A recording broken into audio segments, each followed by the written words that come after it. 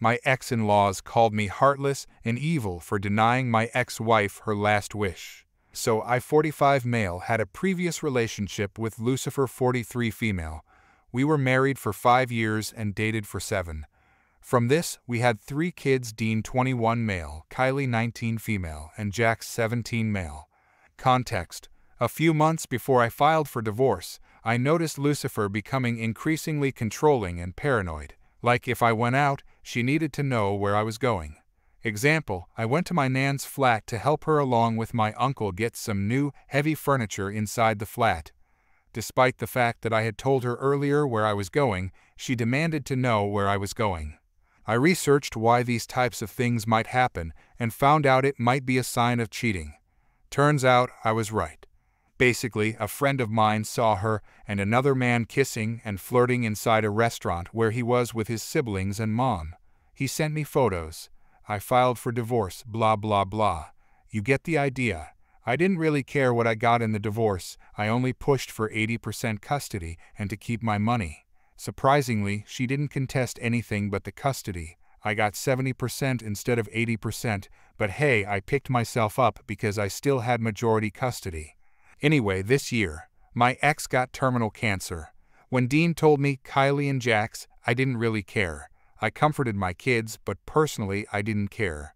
In fact, I'm ashamed of myself because of this. I was kinda excited to get full custody of Jax. Dean has already moved out and Kylie decided she wanted to stay with only me when she turned 18. So a few days after, I got a call from Dean. He told me that Lucifer was bedridden and she had asked Dean to talk to me.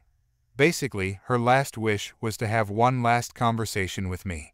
I told Dean quite bluntly, I'll admit, that no, I would not talk to her. All care I had for this woman evaporated when I found out she cheated on me. Dean understood but told me to expect a call from his maternal side, as they had basically treated her like the world revolved around her in her last few months. Somehow, my ex-in-laws got my number and have been bombarding me with texts and calls calling me heartless and evil for not granting my ex her final wish. My kids and my ex's cousins whom she never got along with are on my side. But all of Lucifer's family and a few mutual friends are on her side. Technically an update. Hi! Yesterday, I posted a small story about denying my ex-wife her last wish.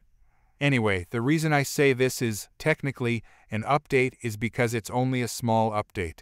I mean small. It's mostly just collectively responding to some general comments. Firstly, thanks for all the advice, love, hate, and laughing about Lucifer's fake chosen name. Secondly, to all those saying, she's getting her karma with cancer, stop. I might not like her, but I wouldn't wish cancer, let alone terminal cancer, on anyone. Not even the woman who made my life a misery for a long few months. It's kinda messed up to say that sort of thing. I also want to talk about my resentment to my ex. To be clear, I do not hate her. Why? That would require me using energy thinking about her. I personally think this is energy wasted. I rarely have to do anyway. Even more rare now that 2 of my kids don't live with her part-time anymore. To the very few hurling insults at me, take a hike. If you're going to give your opinion on something, do it respectfully. And now, the tiny update.